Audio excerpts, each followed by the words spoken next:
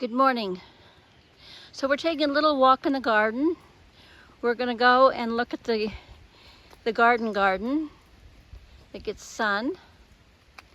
And we're gonna evaluate for our herb garden. We're gonna plant herbs this year. My brother is not up to doing a family gentleman's garden this year. And he's given us permission to plant herbs this year. So here we go. You see we have a burn pile down there because there's been so many sticks and limbs and so forth that have fallen from the from Helene, and we're getting that all cleared up. We're stepping a little bit closer. The ground is wet from rain, and so we're not going to go down and walk close. I'm just walking here on some of these timber rounds that my brother's placed here to help keep the dirt from washing off the road. Okay, so let's stop and take a look at it here.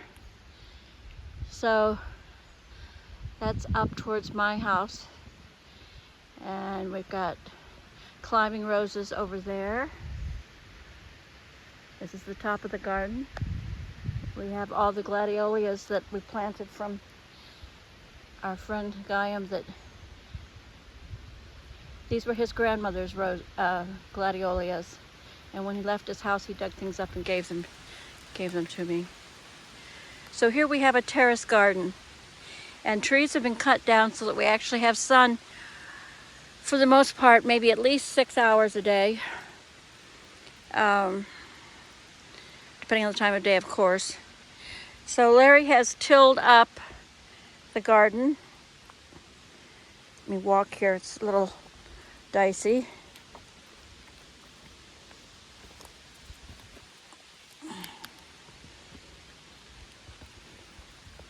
You see all the cannas that we have growing along here. So this is the garden. We have he built up these terraces because the water would drain down this hill. It's pretty steep, and it would just wash everything away. And he's been building up the soil here for over the last year, so we probably have maybe 3 to 4 inches of good topsoil that he's created from putting leaves down and so forth and so on. So I have a question. yes. Do you suppose he would let us burn that pile on the right day? Of course. If we burn it down, then we'll have potash, and the potash is the best thing for the garden, and we could use it then for Okay. What is the time window for needing it in the garden? 1 week, 2 weeks, 4 weeks? What? It doesn't matter. We could use it whenever.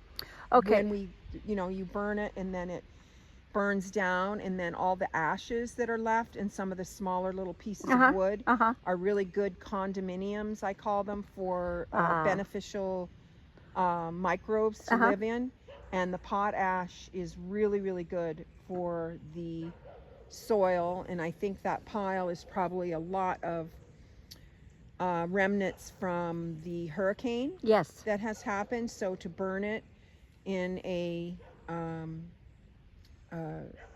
like a ceremonial fashion would help burn away the negativity from the Hurricane Helena in this area.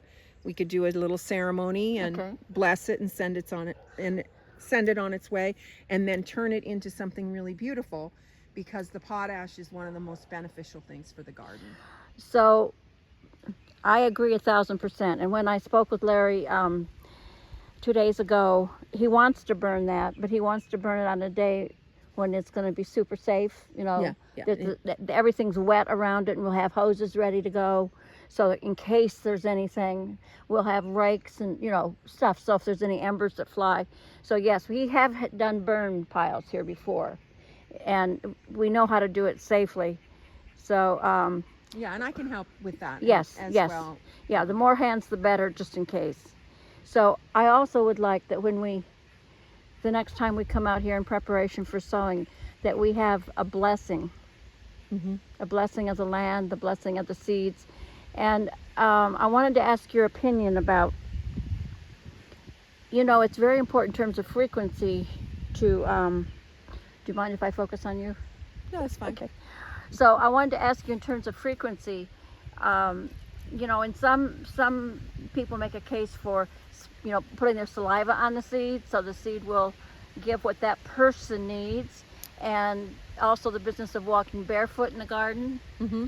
Of course, I believe in talking to my plants. Do you have any thoughts on what procedure we should take in terms of actual planting the herb seeds? Whenever you plant a garden for yourself, it is very much recommended that you do put the seeds in your mouth, or even at least hold them in the hand, which almost everybody does.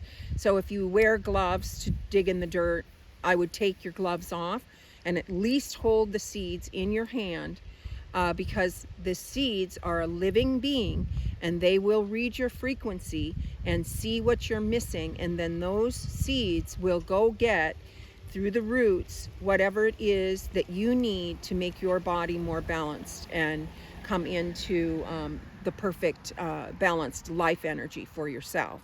That is a biodynamic prep, and I am a biodynamic farmer / organic.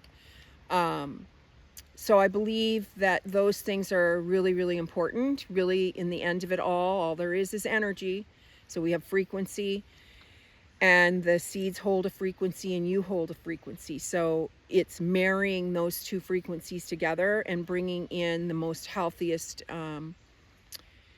herbs, or any plant for that matter, that you're going to eat. So I highly recommend it. I think it's brilliant, and it's taking farming or gardening to the next level. Seriously. Thank you, Julie. Thank you very much for your expertise. You're welcome. So we're going to, my intention is that we bless the land, we bless the seeds, do everything you're talking about, but also bless them for anyone who is going to be utilizing the herbs, that they be a benefit to our friends and family. Brilliant. Yeah, love it. Really, really important that we bring the best energies, the best frequencies, the best vibration of the land and our community to be a pharmacy and a plate. Exactly. That's pharmacy and a plate. Love it. So as you can see, everything is super green. We've had rain. We have all this new growth on the trees, so everything is this beautiful light green and stretching up, up, up.